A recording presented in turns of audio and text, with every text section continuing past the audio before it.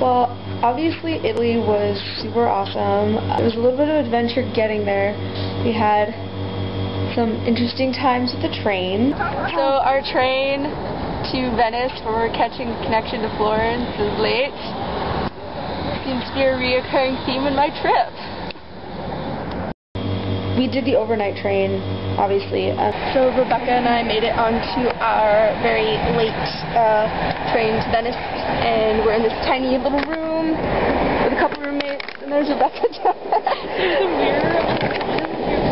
There's a mirror on the bottom of my bed. Yeah, so this is a real adventure right now. And then in the morning there was a quick stop in Venice for an hour, which I didn't get any videos of because we're basically just sitting outside of the train station, but it was kind of cool just to see the canals from where we were sitting. Obviously we were really excited when we got to Florence. We're in Florence, and it's beautiful. Minus the few hiccups we've had with money and trains, but we've gotten past that, and we're sightseeing, and it's amazing. I'm kind of freaking out a little bit because this is so cool. Just because it was so different from any part of Italy I've seen before, or any part of Europe I've seen before, I mean. We had a few little problems in the evening one night. So this evening, Rebecca and I had a little adventure. We went and had this actually really awesome dinner at a place called Zaza, and like pasta, wine, the whole deal, and it was like really cheap. It was great. And then we were like, let's go walk along. Really great dessert too. And really good dessert. Really awesome apple tart. Anyway, then we were like, let's go walk along the river. And somehow, don't ask me how this happened, because we literally went in a straight line as far as we could tell. We ended up like somehow walking around and walking away from the river towards like this residential part of Florence, and then there was like no people and there weren't many streetlights, and it was starting to get dark, and we were like, shit, where were we? We were kind of a little freaked out, but we didn't show it because we're cool like that. And then, but we finally found a touristy section again, which is good. We were kind of beat most of the time when we were in Florence, so we didn't go crazy with the nightlife, but we did have our fun.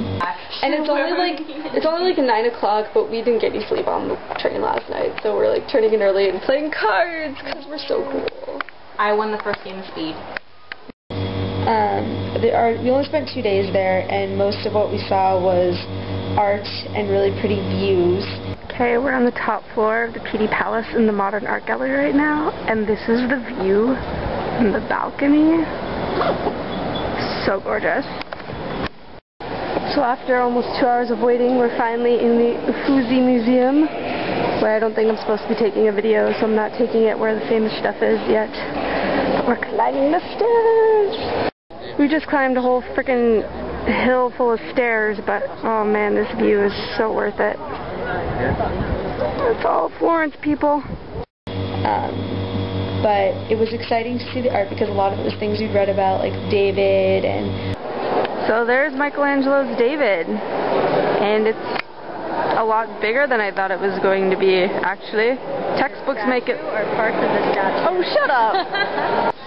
This is the courtyard of Pitti Palace, which has been mostly transformed into an art museum. It's really gorgeous. And I'm really excited because we were just walking around and we saw not only original Caravaggio's and all that cool stuff, but we saw Rubens' The Consequences of War, which I learned about in AP Euro, and we talked about that painting for like a half an hour, and I just saw the real one. It's so cool. Geeking out right now. There were a couple Botticelli paintings in the Uffizi Gallery, like The Birth of Venus and Botticelli's Spring, that I didn't know were there. So we walked into one room and we were just like, oh, that's The Birth of Venus. Oh, that's The Birth of Venus. And it was right there, and it was so cool. After we spent our 2 days in Florence, we took a train in the morning to Rome, and it was amazing. Our first day was a little bit intense because the things I'd planned didn't end up working out, so we kind of just wandered around and we kept getting lost, and it was really hot and we were both really tired, and so at first we were like, oh frickin' A, what have we gotten ourselves into for the next 5 days? But we ended up having a lot of fun. We visited a lot of churches. Okay, this is Basilica St. Giovanni in Laterno. It is not only where a lot of old popes are buried, but it is where the Pope himself has Mass. And it is huge and really, really pretty. Okay, so we're currently under Santa Maria in Cosmedian, where the Mouth of Truth is located, which, for those of you who watched the Roman holidays, where Gregory Peck took Audrey Hepburn. And this apparently in the 6th century, when it was built, was a Herculean temple, right, Rebecca? Oh, okay. Well, we think it's a Herculean temple, and then became a Christian church in the 6th century.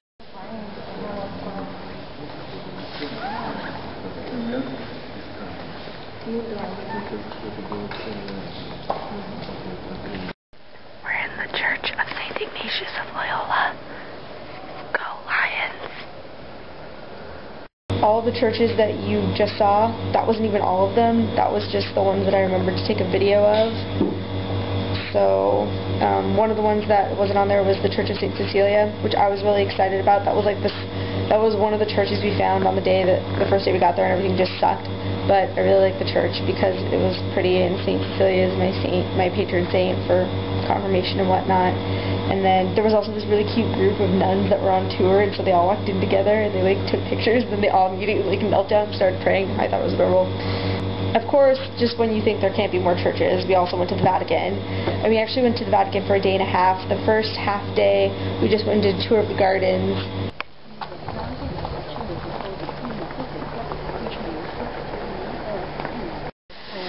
The feast was Indian and Indian, but also the other way around when we were walking. Immediately after the treaty was signed, of course, they had to organize the new state, including the daily life of the state. And then just walked around in the museums a little bit, and then we left and went and saw some other random things. But then when we had the full day there, we did museums, the Sistine Chapel, the Basilica, everything. We had a really good tour.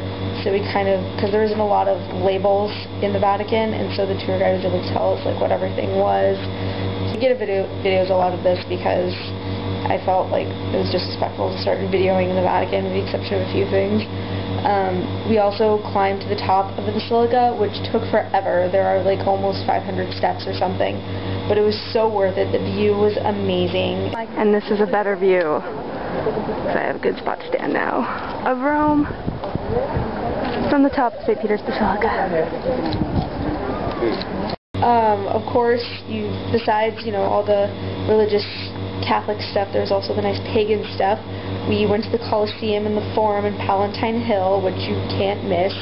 Today we're at the Colosseum. It's pretty awesome. And we just had a really awesome tour, and we learned a lot of neat stuff. Like, apparently they didn't just feed Christians to lions, they fed all kinds of people to lions.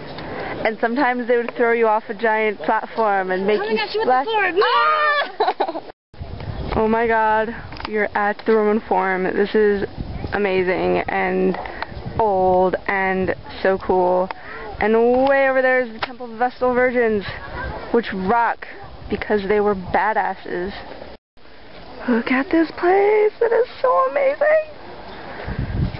And I don't care, Dad, that it's not as well kept as the Egyptian pyramids, okay? And oh my gosh, those were so cool. We fooled around a little bit in the forum. We felt like this needed to be done. This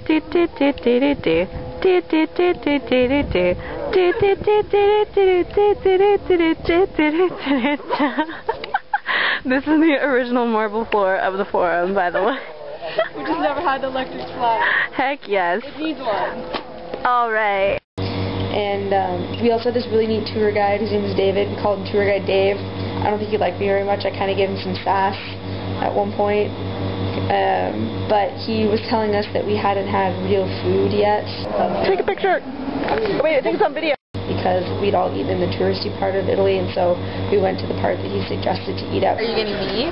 Yeah, supposedly we haven't had real Italian food until now, because now we're eating in the Jewish ghetto part of Rome, which according to tour guide David is the only place besides Maria of Trevestre where you can get real good Italian food. Tour guide David was right.